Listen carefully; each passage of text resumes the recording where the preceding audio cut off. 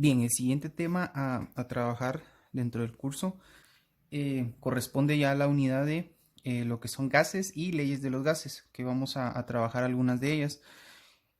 Vamos a hacer primero un recordatorio. Este video es netamente teórico, solo para repasar algunos conceptos relacionados con los gases, sus propiedades y algunos temas relacionados con el mismo.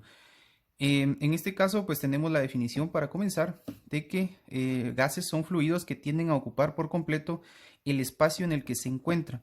Por acá tenemos una ilustración que me va a servir para ir recordándoles cuando vimos el tema de estados de la materia, trabajamos este tema del estado gaseoso, que está muy relacionado con los temas que vamos a ver de acá en adelante. Algunas de las propiedades de los gases, sus moléculas están muy separadas, no tiene forma definida, no tiene volumen propio, sus moléculas están en constante movimiento y es fácil de comprimir. Si recordamos, acá tengo los tres principales estados de la materia, recordamos que en el sólido las moléculas o los átomos se encuentran unidos muy cerca, entonces tienden a formar materiales sólidos. En el estado líquido, los átomos o moléculas tienden a ocupar o a tomar la forma del lugar donde se encuentran. Entonces, si vertimos el líquido en un vaso, va a tomar su forma. Si lo pasamos a una copa, va a tomar la forma de la copa y así. Mientras que el estado gaseoso, sus partículas, sus átomos o moléculas tienden a ocupar todo el espacio en donde se encuentren. Entonces, por eso es cuando inflamos un globo, se siente la presión porque ocupa todo el espacio en donde se encuentre. Si vemos la diferencia, por ejemplo, en esta ilustración del término en que sus moléculas están muy separadas, vemos que cómo van cambiando del sólido donde están muy juntas hasta el gaseoso donde se encuentran con separaciones muy grandes. Entonces, la teoría que se ocupa de ver todo esto de los gases se llama teoría cinética molecular de los gases o TCM. Algunas de las características o sus principales enunciados se resumen de esta forma. Las partículas de un gas se mueven en línea recta y en todas las direcciones. No están en una forma estática como en estos dos estados de la materia, sino que tienden a llenar el espacio y a estar en constante movimiento. Las distancias entre partículas son muy grandes. Era lo que les decía, que acá podemos ver en el ejemplo.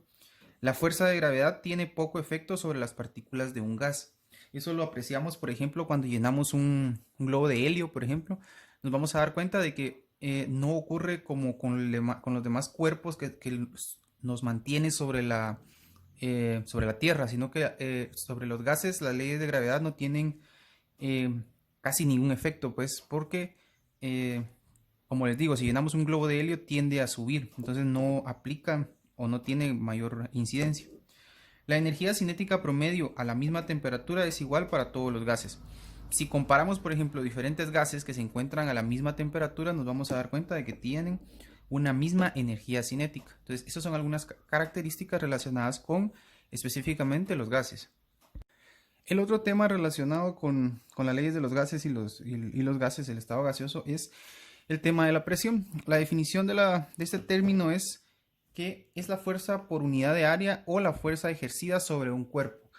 Esto lo podemos denotar en muchas cuestiones de la vida diaria. Por ejemplo, cuando tenemos un globo inflado y lo oprimimos, nos vamos a dar cuenta de que va a presentar una mayor presión o una mayor resistencia a ser oprimido. Entonces, esas cuestiones es a lo que determinamos presión. Básicamente hay dos clases de presión. Tenemos la presión hidrostática y la presión atmosférica. La presión hidrostática es la que soporta un cuerpo sumergido en un líquido. Entonces, por ejemplo, si nosotros nos introducimos en mar abierto, por ejemplo, nos vamos a dar cuenta de que mientras más nos vamos sumergiendo, o sea, a mayor profundidad, la presión aumenta de forma exponencial.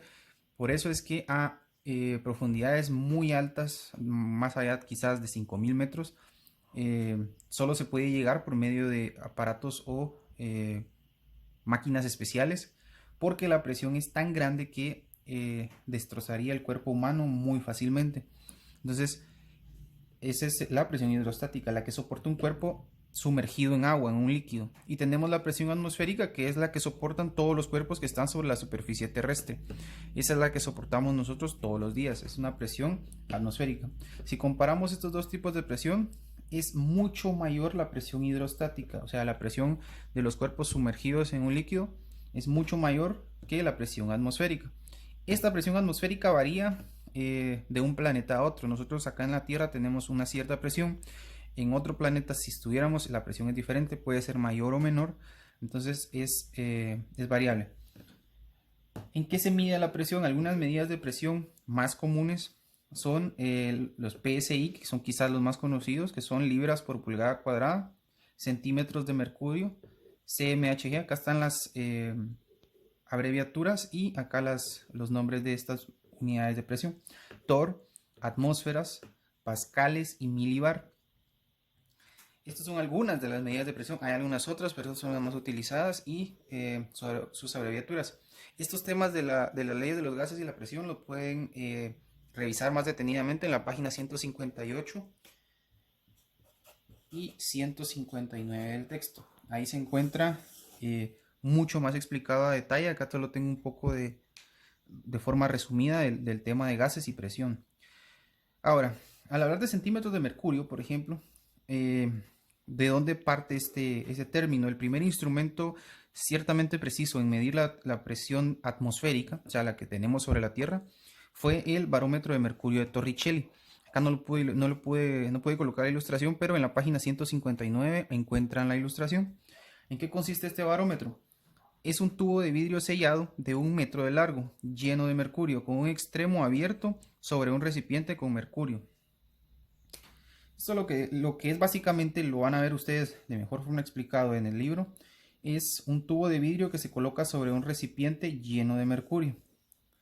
Entonces el tubo tiene exactamente 1 metro de alto. El recipiente se llena de mercurio y tal como dice acá, al nivel del mar el mercurio llega a 76 centímetros. Si nosotros nos ubicamos a nivel del mar y hacemos este experimento o este barómetro, llenamos de mercurio el recipiente y colocamos un tubo de un metro de alto, nos vamos a dar cuenta de que a nivel del mar, en cualquier parte del mundo, este tubo de mercurio se va a llenar exactamente hasta 76 centímetros. Entonces, esa es como la presión a nivel del mar. La presión no es igual en todas las partes del planeta. Tal como vemos acá, la presión es mayor sobre el nivel del mar y disminuye al ascender.